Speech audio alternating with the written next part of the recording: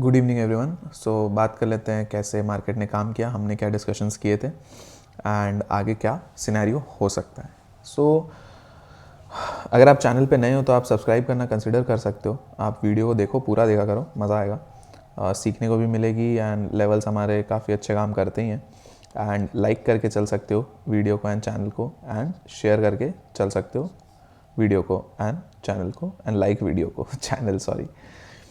ठीक है, तो हमने कुछ अपर लेवल्स डिसाइड किए थे, कुछ लोअर लेवल्स डिसाइड किए थे। हमने क्या डिस्कस किया था कि ये जो लेवल है, ये हाई है 720 730 के आसपास का, इसके ऊपर मार्केट निकलती है तो हम लोग ट्रेड में बैठेंगे। मार्केट खुली गैप अप ही इसी के आसपास, और ये एक रेजिस्टेंस पॉइंट भी था, राइट, और यहीं से फॉल देना स्टार्ट किया। चलो, आपने अगर ये फॉल रेजिस्टेंस से पकड़ा तो वेल एंड गुड, 540 पे सपोर्ट था, यहाँ पे आपने बुक कर लेना चाहिए था।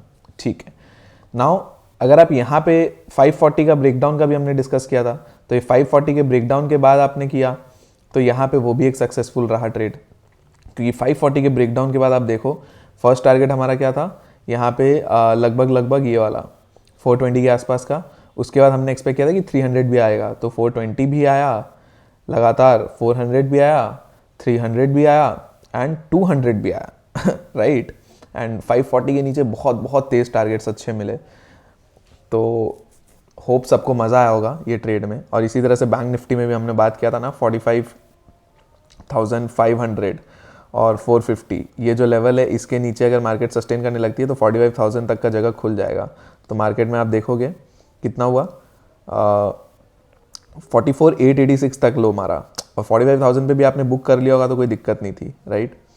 तो काफ़ी अच्छा मार्केट रहा, 1000 पॉइंट लगभग बैंक निफ्टी गिरा ऊपर से, एंड टॉप से आप मानो तो 1500 पॉइंट, क्योंकि मार्केट खुली थी 46,400 के ऊपर एंड हमारा रेजिस्टेंस ही था 46,400 के ऊपर। जब आप रेजिस्टेंस के ऊपर खुल जाती है और मार्केट उसके नीचे आ जाती है ना, तो आप ट्रेड में ऑपोजिट में बैठना स्टार्ट करना पड़ता है।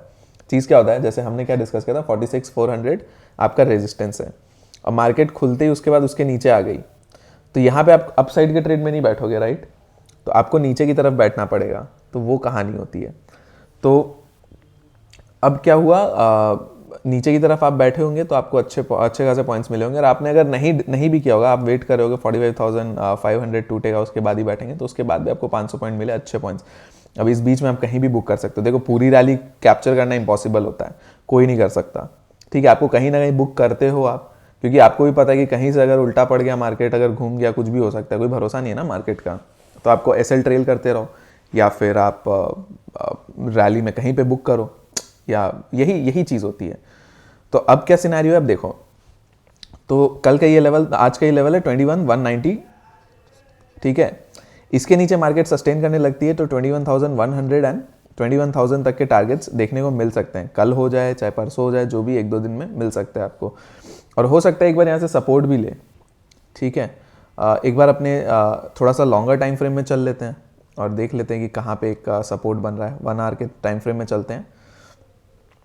तो अगर आप देखोगे यहाँ पे ये 21,200 टूटने के बाद सपोर्ट दिख ही नहीं रहा यार 21,980 तक का एक सपोर्ट दिख रहा है आपको। यहाँ पे एक सपोर्ट यहाँ पे ये दिखेगा 21,080-90 के आसपास, जो आपको बोल ही दिया 21,100 के आसपास, आप 21,100 के आसपास आप बुक कर सकते हो। उसके बाद नेक्स्ट सपोर्ट ही आपका यहाँ पे 21,000 के आसपास का आता है, और यहाँ पे भी एक है 21,050 के आसपास, ये एक सपोर्ट है। और तो कोई सपोर्ट दिख नहीं रहा मुझे, ये 21,050 भी नहीं, 21,030 के आसपास है। तो आप कर क्या सकते हो, आप 21,000 तक का वेट नहीं करके यहाँ तक, ये जगह तक वेट कर लो।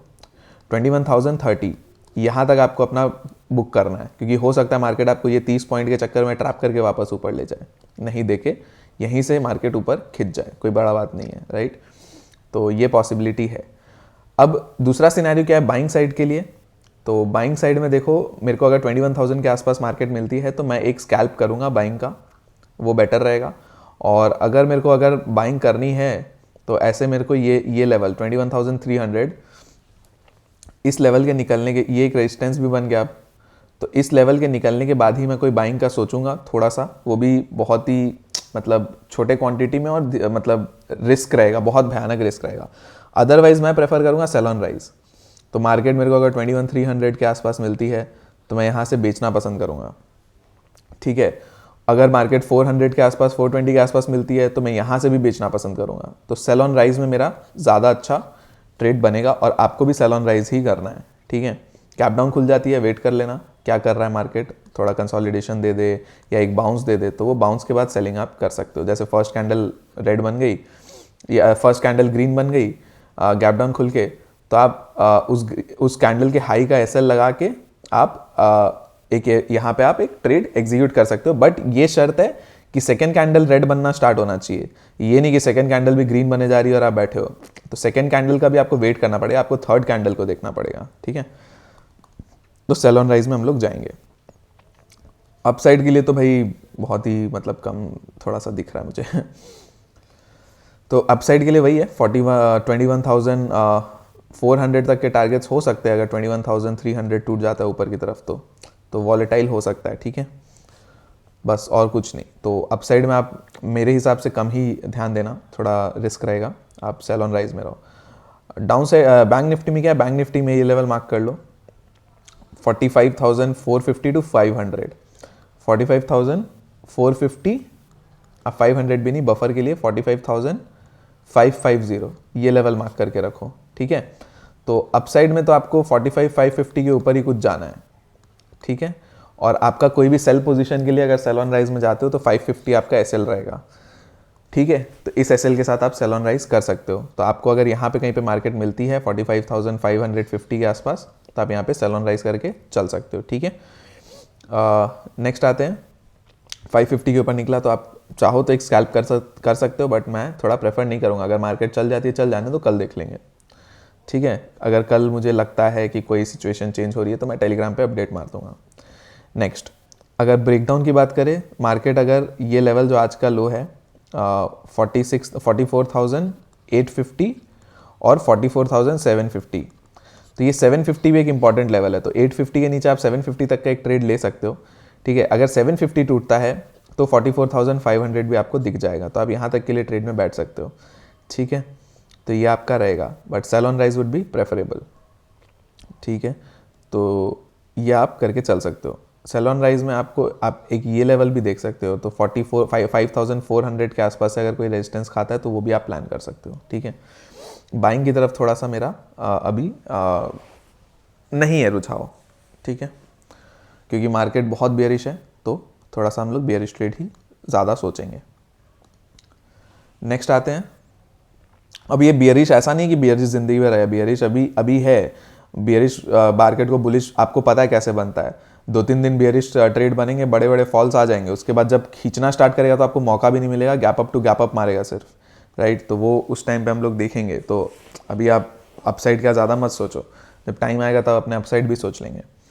फिन निफ्टी में बात करें तो फिन निफ्टी में 21,100 इस जगह पे आसपास 80 के आसपास यहाँ पे 21,080 के आसपास यहाँ पे सपोर्ट लिया, मार्केट ने एक सपोर्ट बनाया और एक ये डब्ल्यू टाइप का पैटर्न बनाया।